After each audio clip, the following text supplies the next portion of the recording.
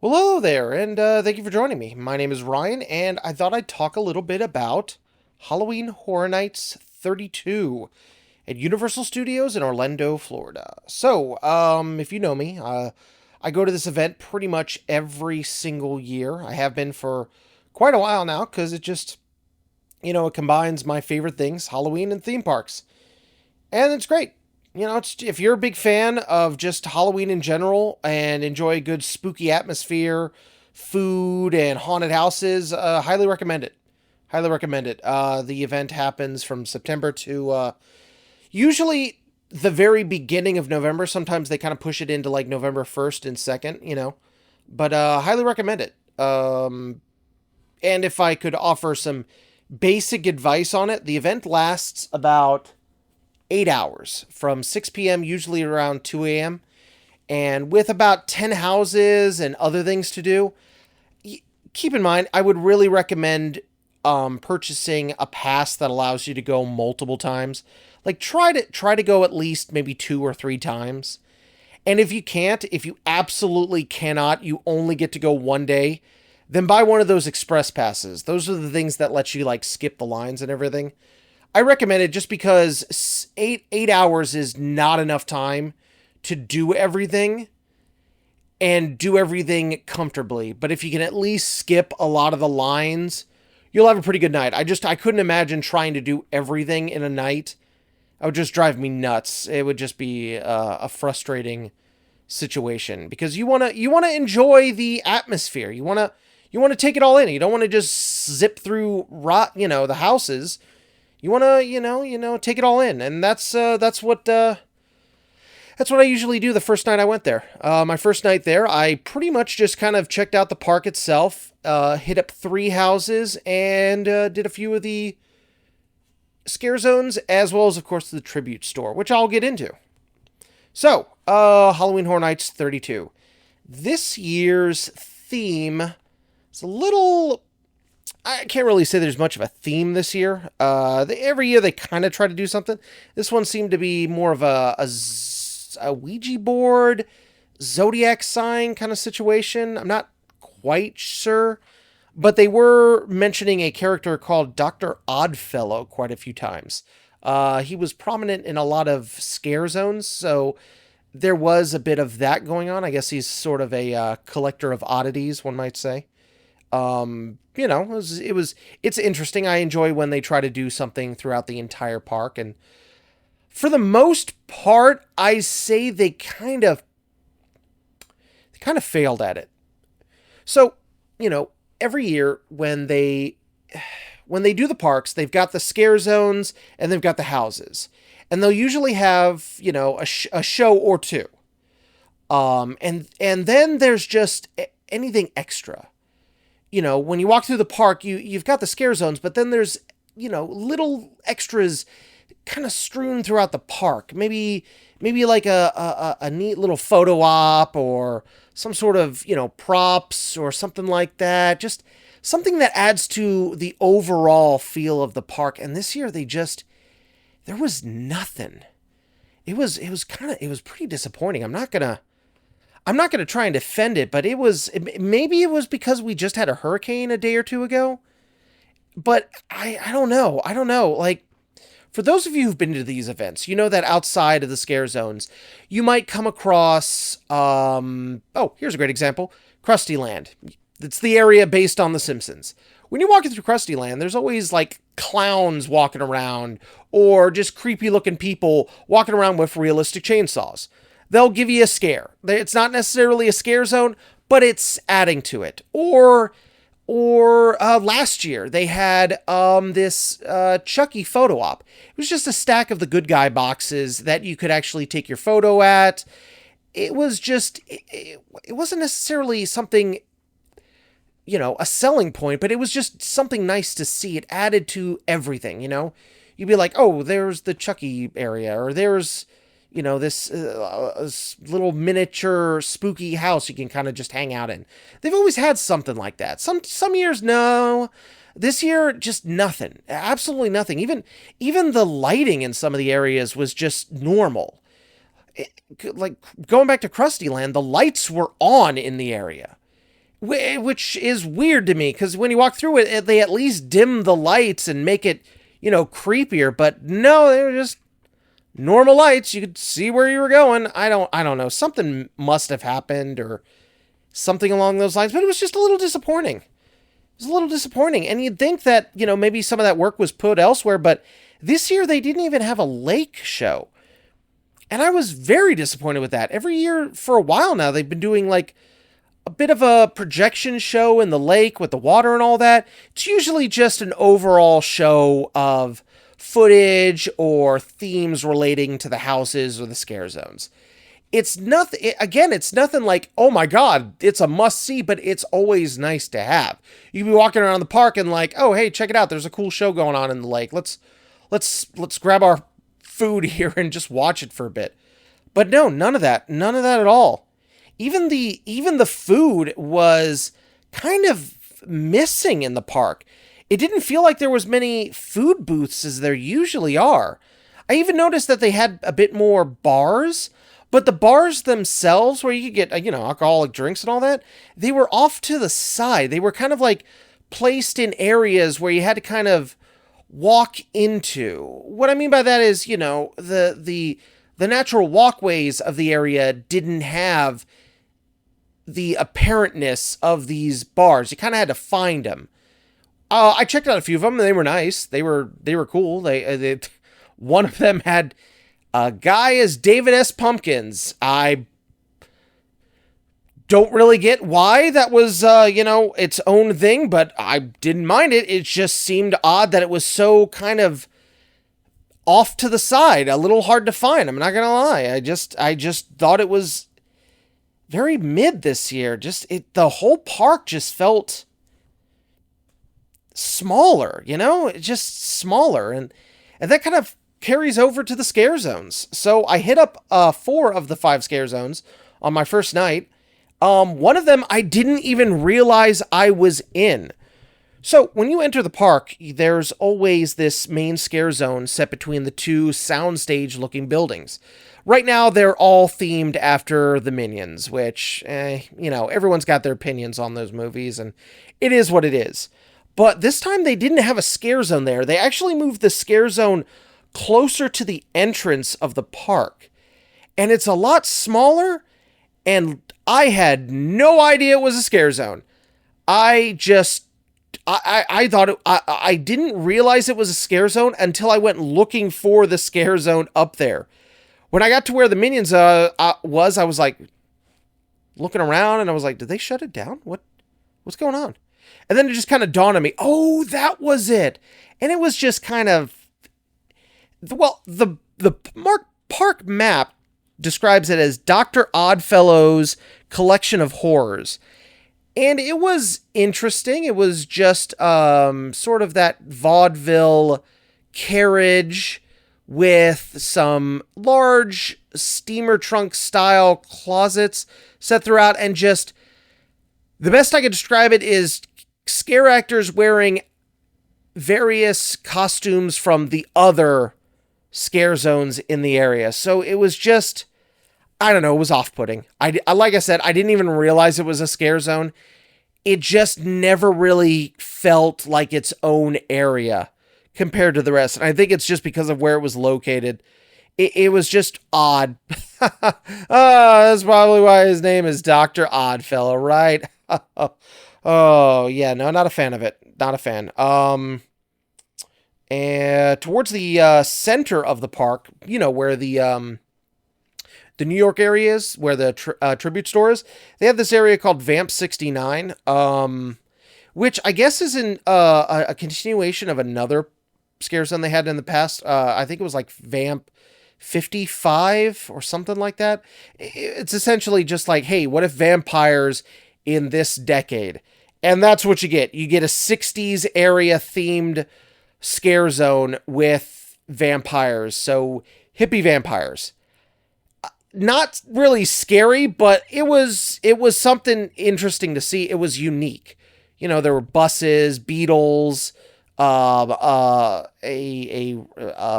stage for a band, gore around. It was nice. It wasn't bad. It was nice. Frankly, it was probably the best scare zone of the night. It wasn't amazing, but I always appreciate more with props and, what would you call it? Retheming of an area. And I think they did a good job with that. Especially compared to the next scare zone, which was located in the San Francisco area. That's the one right before the Harry Potter section. It was called Shipyard 32, and man, again, it was just another, like, it was, I didn't even realize I was walking through a scare zone. It was so small. And it was, I think, just a van, a broken down crane, and just some scare actors walking around. And it was kind of too dark. I couldn't tell what they were doing. I would assume maybe they were supposed to be like fish monsters, but they didn't really come off like that. There's not really much to talk about. It just wasn't that interesting. They've done better ones in that area. This one just wasn't that exciting. I felt like, again, they just missed out. Yeah, no, it wasn't that good. What was next? Oh, right. So, making my way around the park, in a clockwise fashion, I eventually made my way to what is called Jungle of Doom.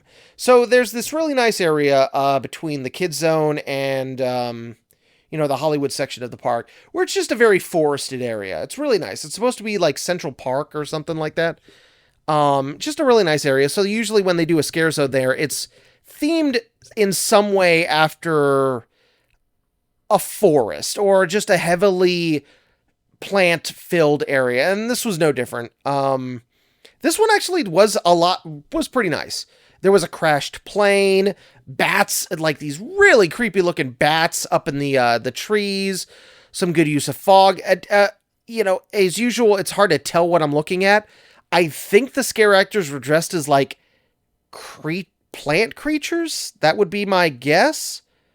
But I did notice, again, more references to Dr. Oddfellow, which I like. I really like it when they do an overall theme to it, so I appreciated that. I don't know who this Dr. Oddfellow is, but he certainly seems to be getting around all over the place and doing all sorts of crazy stuff. Hell, in the map, it even mentions here, the Jungle of Doom is set in the 1920s.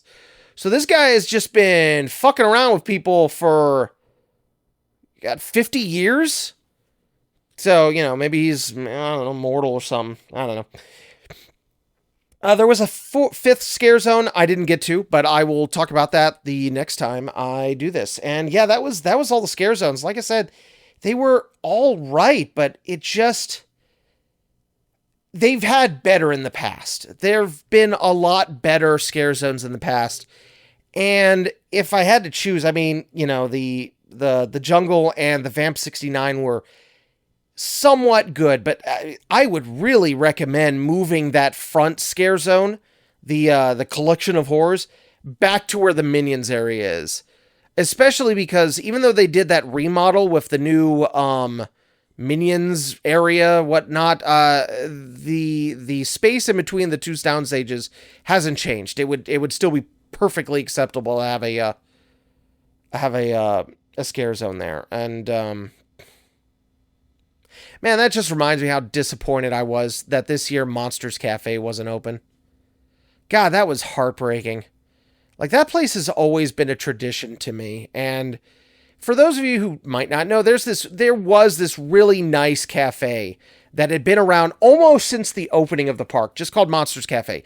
And it was just a cafe that was one of those, like, oh, you're behind the scenes of the movies, all about the Universal monsters, Dracula, Frankenstein, Swamp Thing, that kind of stuff. It was just a really nice restaurant and was the place to go to during Halloween Horror Nights. It was a tradition. Every time I went to Halloween Horror Nights, had to eat there. It's like, no matter what, we got to eat in the freaking Monsters Cafe. It's just, we're here for Halloween, we're eating Halloween.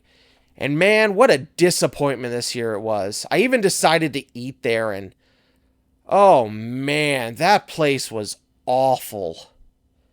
I don't hate the Minions, but I'm not a fan. I'm fine with what they did, especially because we are getting Universal Monsters at their own land. So I'm okay with what they did. I'm okay with what they did. I like the remodel, but man, that cafe sucked. I'm sorry. I went in there and I ordered what did I order? I think it was Uncle Drew's.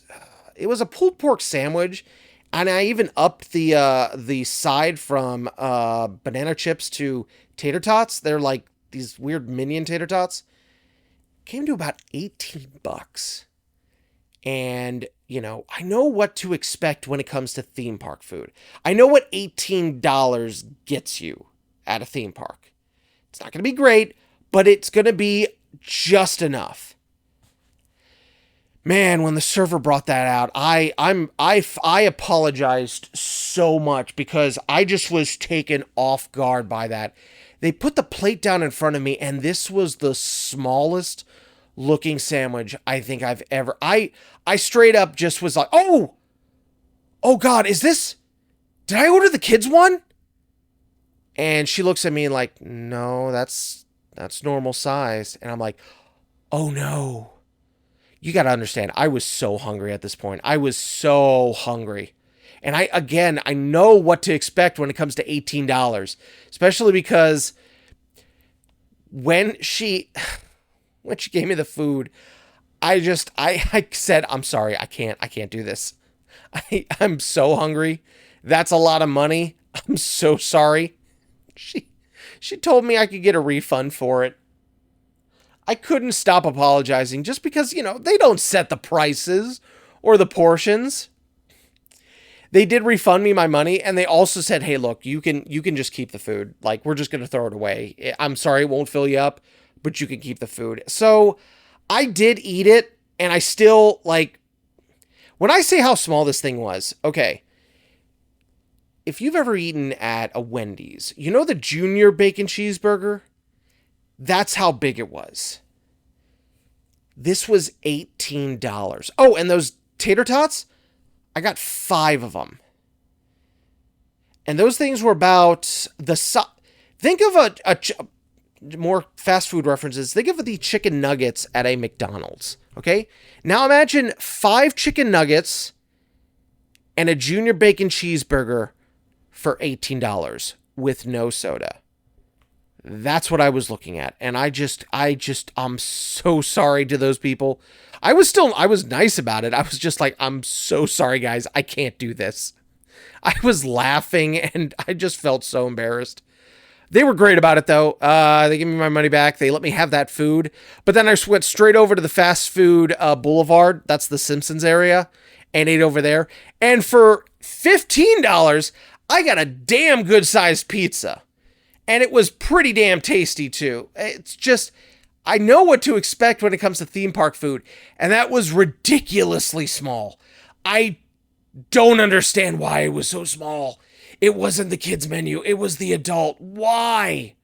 Why? Oh, man. Oh, okay. So, yeah.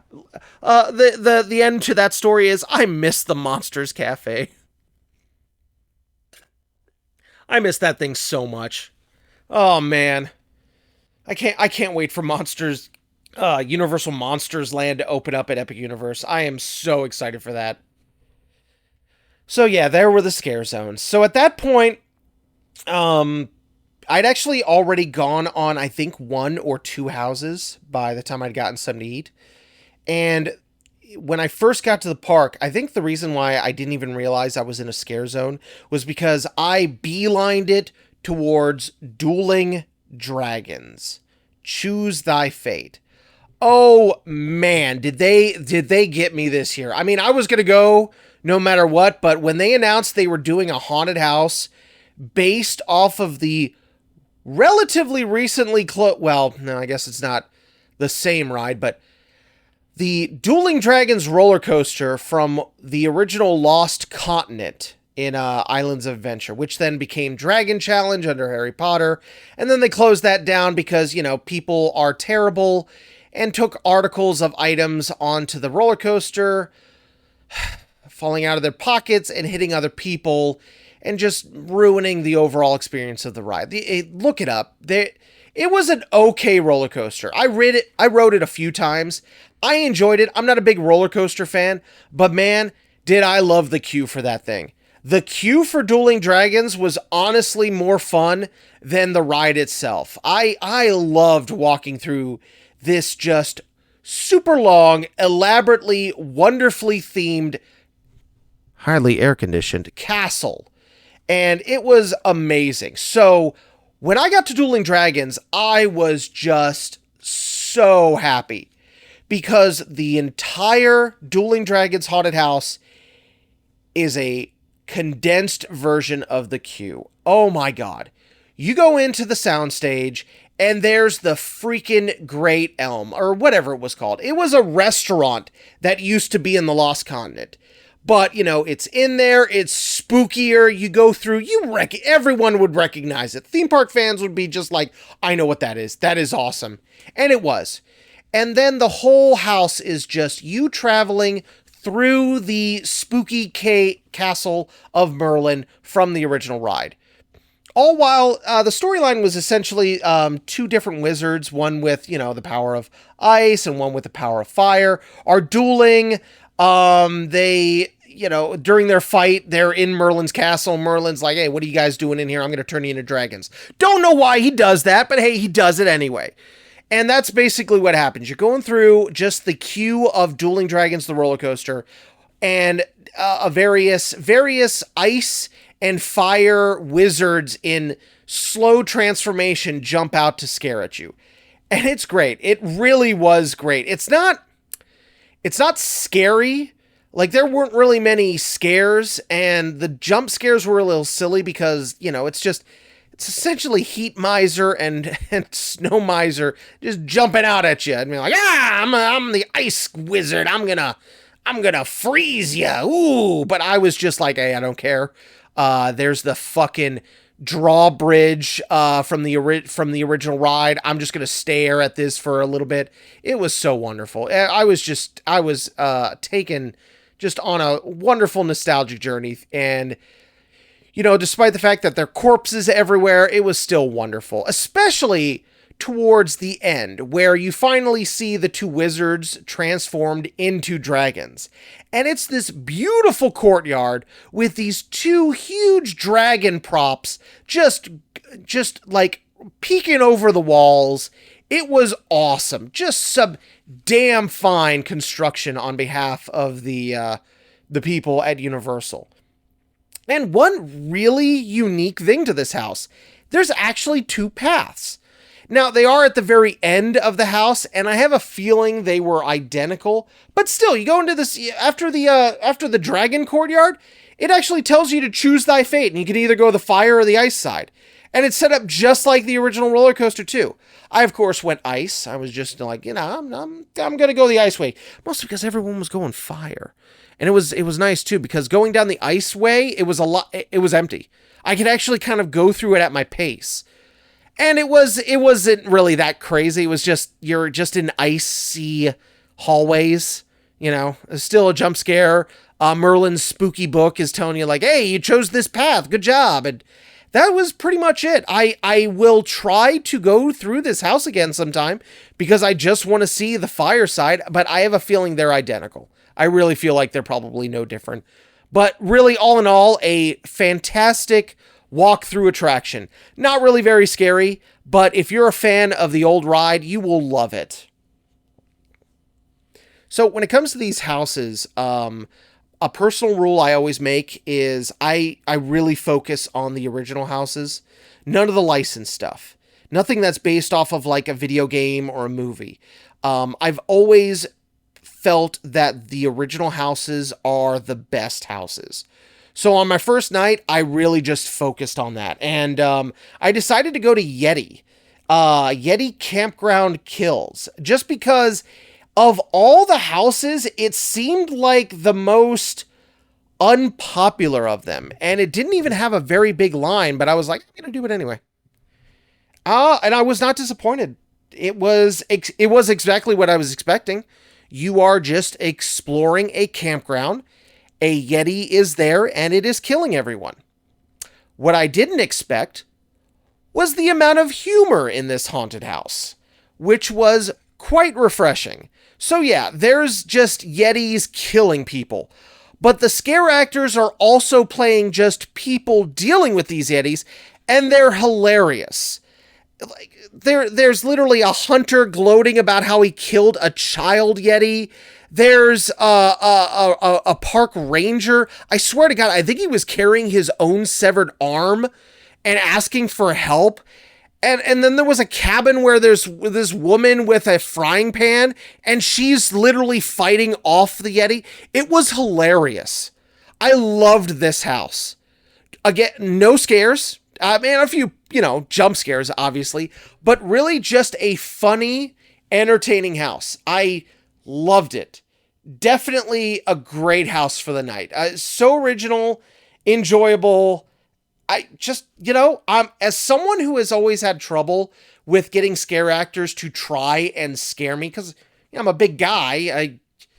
I'm not screaming or freaking out. Hell, one of the houses I went through, there was another dude in front of me, and he was scared even less than me. Like, I think, thankfully, the scare actors saw me as more of a reactionary person than the guy in front of me, that they actually gave me a few extra scares, which, hey, thanks to the guy in front of me. I appreciate it. So, for Yeti just being an entertaining and funny experience, highly recommended it. It was great. It was really good. Now, at this point, I'd pretty much been through, the whole park, at least most of it. I wanted to save some of the areas for me. I had actually decided to check out the Tribute Store. The Tribute Store is also it is, how can I say this? It is the one place you absolutely have to go to when you go to Universal Studios. I'm saying even more than all the haunted houses. If you are trying to do all the haunted houses and you can't get to the Tribute Store, make time for the Tribute Store. They are just really well-themed stores. I know that's weird to praise on, but they are just so fun to go through. And this year was really good. The outside of it was designed to look like a comic book shop. And you can find this store in the New York area too, where that Vamp 69 scare zone is. And the storefront was awesome looking. And look, you guys know me by my channel. I love Fallout. I was getting some heavy Fallout vibes from this place. The comic books were like they were straight out of Fallout, and there was so much theming inside that reminded me of the game as well. The whole thing is just designed to be essentially a journey through different types of comic books. And it was just wonderfully done. The first room was designed after like the really old-timey sort of serials of newspaper comics, but with that still same kind of horror theme to it. With pop-outs, the cutouts of characters and stuff, with speech bubbles, all strewn throughout the store. Go look up some videos of this place. It looks so good. And dude, there's so much good, merchandise to check out in there. I always buy something. There's always something that interests me, whether it's a magnet or a shirt, or even one of those sweet candles they got there. The second room was my absolute favorite because it was a themed area to a noir detective comic book. Everything was black and white, painted wonderfully. There was oh my God, how can I describe it? There was rain in there. They projected droplets of water splashing onto the ground beneath you. It was so well done.